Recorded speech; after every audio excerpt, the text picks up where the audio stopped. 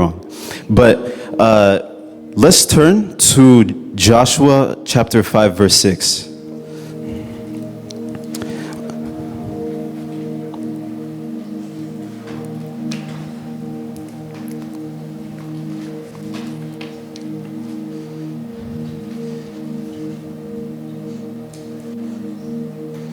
Okay.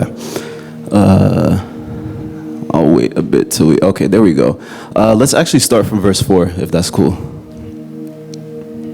Thank you. Okay, so Joshua chapter 5, verse 4. Now this is why he did so. All those who came out of Egypt, all the men of military age, had died in the wilderness on the way after leaving Egypt. All the people that came out had been circumcised, but all the people born in the wilderness during the journey from Egypt had not. And I want us to focus on this part. The Israelites had moved about in the wilderness 40 years until all the men who were of military age when they left Egypt had died, since they had not obeyed the Lord. For the Lord had sworn to them that they would not see the land that he had solemnly promised their ancestors to give us, a land flowing with milk and honey. So he raised up their sons in their place. And these were the ones that Joshua circumcised. They were not still uncircumcised because they had not been circumcised on the way. So as was written, it had taken the Israelites 40 years to get from Egypt to the promised land, the land of Canaan. And by that time, the men who were of military age, leaving Egypt at that time, had died by the time that they had reached that point. So obviously it's like, dang, like really like 40 years, like it can't be that far, right? But the fact that their hearts were hardened, I was trying to make a connection about the hardening of their hearts and the delaying of the gift and the plan that God had for them. So the Israelites, again, they had lack of faith. They were disobedient to the Lord. They would rebel against him. They would complain against him. They would receive food. They would receive a light in the sky, a cloud to help them journey across, the wilderness. However, they were still complaining against him, and that delayed their journey. That delayed the gift that God had in store for them, to the point where it was going to their children. So I want us to start thinking about it from like a heart perspective. Their heart, like God had like given them this thing. They had given the Israelites this land, but because of the hardening in their hearts, it had blocked and suppressed the gift that God had planned for them to the point where it was going to go to their kids instead. So I want to ask you guys, do you guys think that God gave up on them? No? Yeah, I think it's more that the Israelites had given up on God at that moment. So whether it's like sin or disobedience against the Lord, I want us to step back from the semantics, like the dictionary terms. I want us to start thinking more about separation from God, because that's what sin is, that's what disobedience is. And I'd even say that there are things that we may not classify as sinful, but that can still pull us away from the Lord. 1 Corinthians 10:23, and you can pull it up if you want to as well, but I'll just read it real quick. 1 Corinthians 10:23, I have the right to do anything, you say, but not everything is beneficial. I have the right to do anything, but not everything is construction. No one should seek their own good, but the good of others. So in this moment, okay, so as believers, we are free in Jesus, right? And there are things that obviously are blatantly sinful, things that are blatantly disobedient, but there's also things in this world that we consume day to day. While that may not be like going against the law of the Lord, it still could be pulling us away from that. Regardless of what you might consider that to be a sin or not, the fact is that you're being pulled away from God. So I want us to turn to ourselves and just ask okay, is this thing that I'm doing in this moment, is my phone usage, is me working out even, whatever it could be, is this separating me from God? Am I prioritizing this over glorifying the Lord and being in his presence? Because while some of these things may be permissible, again, that does not mean it's beneficial for us, and that does not mean that we're in that moment living a life for the glory of God. So we got to ask ourselves, are the things that I'm doing, are the things that I'm consuming, is that suppressing me from being in his presence? Am I not truly opening my heart to receive like the gift, to be in his presence, to receive his grace, whatever it may be? The idea is that you want to be with God. The idea is that you want to glorify God. So God's greatest commandment is to, in Matthew 22, verse 37, is to love the Lord God with all your heart, soul, and mind, and to love your neighbor as yourself. And of course, as we know, Jesus said, the Lord said that we can't serve two masters. Either we'll serve one and then hate the other, or we'll, either way, you're going to love one and hate the other one, right? So when we're if we're declaring, okay, as saved people, assuming like everyone in this room is saved, for example, we declared God from that moment in our mouths and in our hearts that Jesus is King, right? That Jesus is King in our minds, in our hearts, in our souls, and that we are servants, we are slaves to the Lord. But there are things in this world. Now the enemy now knows that we're now children of God, and he's going to try to start pulling us away from him.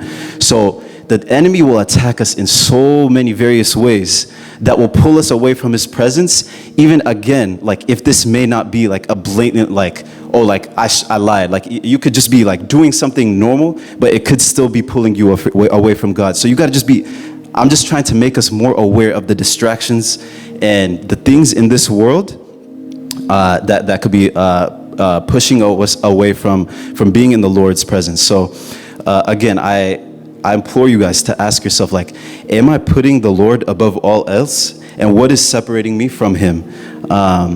So could it be like certain idols, like such as like money, G-coin, or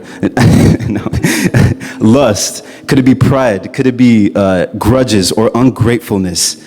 And I'm going to go on a bit of a tangent here. So like something about like holding grudges and ungratefulness.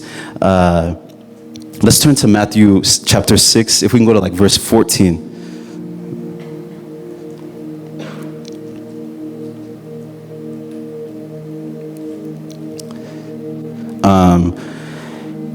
So Matthew chapter 6, verse 14, it says, "For if you forgive other people when they sin against you, your heavenly Father will also forgive you. But if you do not forgive others their sins, your Father will not forgive your sins." So like, I read this, like, and you might read this too, and you might be like, okay, well, this is a simple act of like, do unto others how you would like to be done unto you. Like, you know, whatever you put out into the world, you may receive that as well. But I want us to think even beyond that, because there's the act of forgiveness, but it's also like where your heart was before you started to forgive that person. So obviously, like, okay, God will forgive us if we forgive others, and this is an act of and when we're speaking of forgiveness here, this is like we're already saved, but this is like the constant journey of deliverance. So we forgive others, God forgives us, but I think it's more about like clearing room in our hearts. When you forgive somebody, it's like you're almost clearing your consciousness. It's like you're making room. You're like emptying whatever grudge, whatever thing that you held against them in your heart, and you're letting that go. You're giving it all to God. And by doing so, now you've allowed room in your heart for God to come and fill that space. So in that instance, you are now like softening your heart. The hardening of your heart is now coming undone by forgiving others, by truly doing so, with not just saying like, hey bro, I forgive you. Now let's like actually like forgiving somebody and allowing the grace of God to like fall upon you and fill you up. And then you will start to learn more about how to love others, how to not fall back into sin, to be more aware and convicted of those things that are working against you. I want to go back to the Israelites. Again, this is going to continue off another tangent. If we go to Numbers 11, chapter 11, we can start from verse 1, I believe.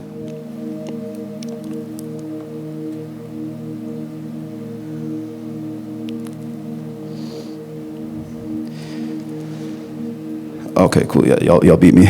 Oh, wait. Yeah. Okay. Yep. All right.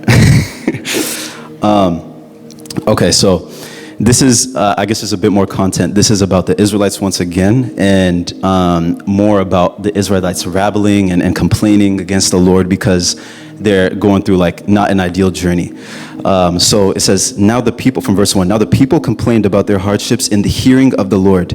And when he heard them, his anger was aroused. Then fire from the Lord burned among them and consumed the outskirts of the camp. When the people cried out to Moses, he prayed to the Lord, and fire died down. So that place was called Taberah, because the fire from the Lord had burned among them. And then verse 4 through 6, the rabble with them began to crave other food. And again, the Israelites started wailing and said, sorry, excuse me, I'm about to burp. If we only had meat to eat. We remember the fish we ate in Egypt at no cost, also the cucumbers, melons, leeks, onions, and garlic. But now we have lost our appetite. We never see anything but this manna. So I thought this verse was really interesting, and I had talked to some other people about this, about how the Israelites had preferred like the meat and food from Egypt and over like the manna that they received from heaven. And if you continue on, it talks a little bit about manna, about how it tasted like something made with olive oil. It was probably like some bread or something like that. I feel like it probably would have been fire if you had some zaytin, like mitmita or something. But here's the thing, like, what was so interesting about the Israelites, it's like they have the same mindset we have today. So in that moment, when they were receiving manna consistently from God on a daily basis, they didn't have to worry about like what they're going to eat next, right? Even Jesus says that, like, you don't worry about what you're going to eat next. So God will take care of that. God will take care of that for you. They preferred something that was sometimes great for them instead of something that was consistently good for them. So they preferred being in the presence of the Egyptians, being slaves, and then sometimes receiving food that would taste delicious, that was seasoned well, had cucumbers, like onions, all this type of stuff, instead of a life of freedom where they could walk under the Lord and the Lord would have provision over them and would deliver them something consistently decent. And I was looking into it, and it helped me kind of think of that mindset of like preferring something that is like almost like a gamble, right? Like they don't know exactly when they're gonna receive that food. Again, they're going through such a hard time, like being slaves in Egypt. That's why God freed them in the first place. That's the same kind of mindset we have a little bit today, right? Where we have like humans are kind of like attracted to that like gambling mindset. I might sound a little insane saying this, but in a way we're hooked by that unpredictability of what might come next in order to receive something great. And if that doesn't sound familiar yet, think about like when you use your phone, like when you're scrolling through short form content, and pretend like everything is spiritual for a second. Like everything is spiritual, but let's truly like consider like everything is coming from a spiritual sense. We're scrolling through our phone, Reels, TikTok, what's like shorts, all this stuff. You don't know what video is gonna come next, but that small gamble of you just scrolling on your phone is like what keeps your dopamine levels high. So you kind of like prefer that short burst of dopamine, and you prefer that over like reading the Bible, reading a book, sitting down, like going on a walk, going on a run. So I'm just trying to have us like think of ways that, and I'm not saying like these things are bad inherently. Like these things obviously, of course, can be used for good, but Satan will always try to use these good things to twist it and use them against you to pull you away from God. That's like what sin is in the first place. It's something that was created to be good, that was twisted and corrupted, and then now it becomes bad and something that defiles God's commands.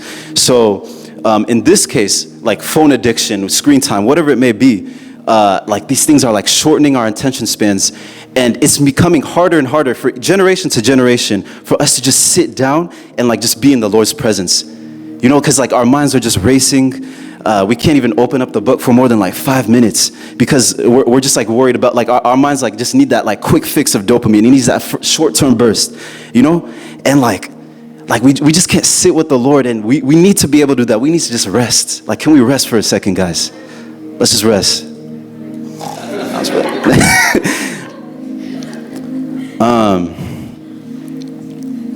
Yeah, so the idea of just again, this is again, I kind of went on a bit of a tangent there, but I just wanted to to highlight that specifically because it's so present in our generation and society today.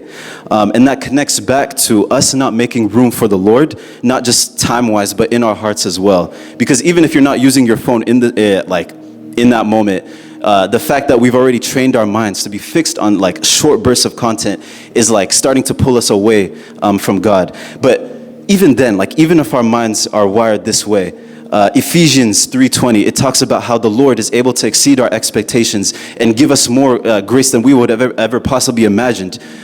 So even just relying on the Lord for these sorts of things and just training our mind to be more reliant on Him and use Him as our source of strength, as our source of joy, as our source of comfort, whatever it may be.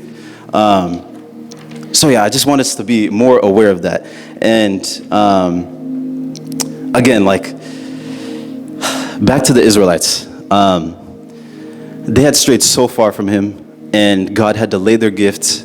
Again, it was intentionally meant to be for 3 months or so, but it had gone on for 40 years, like, and so many people had died by that point, and they were still complaining, still not repenting. So one thing I just want to be sure, like, that you guys understand is that God is a merciful God. Okay, so mercy, it says in the book, in the Bible, that mercy triumphs over judgment. And I could just like go through all these verses, like Lamentations. The steadfast love of the Lord never ceases. His mercies never come to an end. They are new every morning, and great is your faithfulness. If you go to Ephesians, but God, being rich in mercy, because of the great love with which He had loved us, even when we were dead in our trespasses, made us alive together by Christ.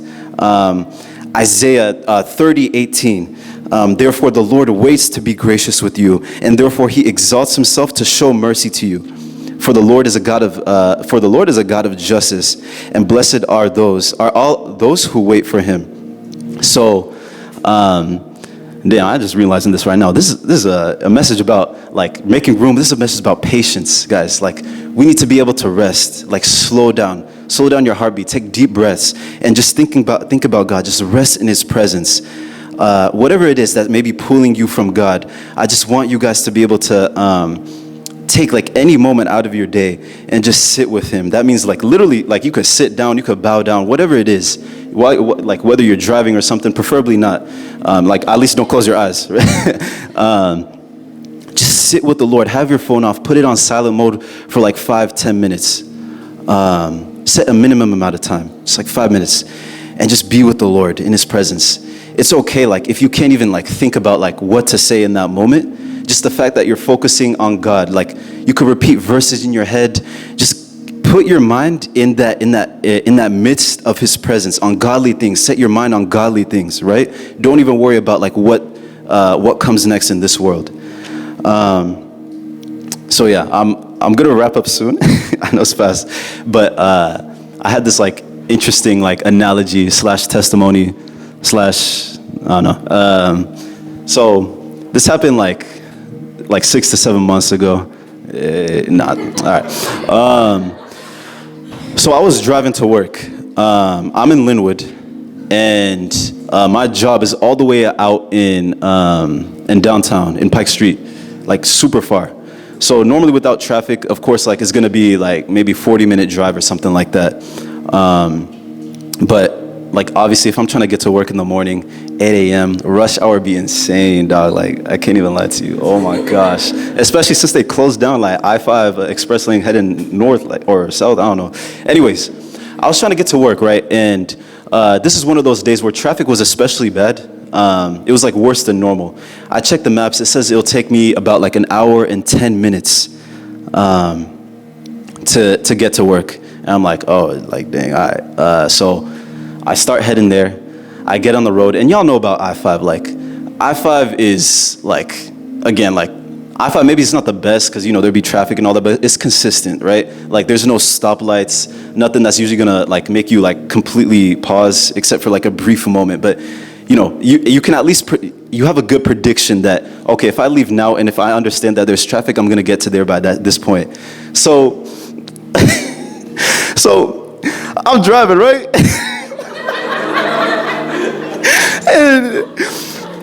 and I'm driving, and like, I have Google Maps on the whole time because I'm like, okay, like, let me just see, you know, what Google Maps says, like what the ETA is about to be. And I approached like maybe exit 160 something or no, like 170 something, my bad. And it says like, hey, like Google Maps like suggesting like, hey, if you take this alternate route, you could save like 5 minutes. I'm like, 5 minutes? Bad. Yeah, okay. So I take the alternate route, I exit I-5, and now I'm like in the like commercial district or whatever you call it. And I'm driving through and I'm like, okay, like other cars also took this route. So it's kind of worse than what it was on I-5. And then Google Maps is like, hey, I got you, bro. And it's like, hey, okay, here's another route you could take, right? And I'm like, okay, let me take this other route. Yes, sir. And then I keep taking more routes and routes. I'm not gonna lie, at some point I actually rear-ended somebody. Thankfully, like they didn't need to take down my information. It wasn't bad. And eventually I get to work. And remember, I told y'all it was supposed to take me an hour and 10 minutes to get to work. It took a whole hour 40, bro. 1 hour and 40 minutes. I'm like, dang, bro.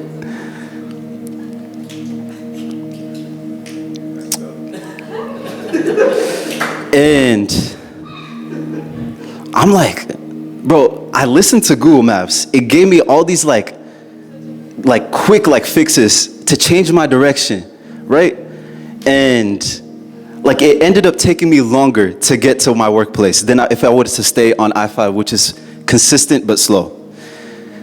40 years. 40 years, yeah. Now I want y'all to think, what if Google Maps was the world? Listen to this.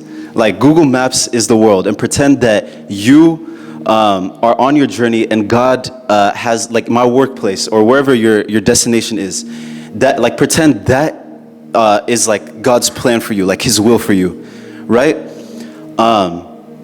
So me receiving, so Google Maps or the world is like sending me these like enticing messages to pull me away from the direction that God wanted me to be in, so then I could get that quick fix and think that I would end up in the place that I would want to be ultimately. But in reality, it took me longer to get to the place where God wanted me to be. So that's the same thing with this, in our scenarios right here. The world is gonna like entice us in so many ways. Like whatever, if it's lustful, if it's something that will give you pride, if it's something that will give you a quick boost of like joy or dopamine, it'll provide you that quick fix, it'll entice you. You'll get that short boost of like joy. It's like, okay, I'm feeling good. But then at the end, it leaves you like further than you actually thought than you were. You know what I mean? So if I had stayed in that path, on I-5 consistently, like let's assume, for example, I-5 is like the Lord's will, right? And I'm just walking along that. It would have taken me 30 minutes shorter than the lies of Google Maps, the blatant lies of Google Maps that was pulling me away from the route and the direction that I was intended to be in. So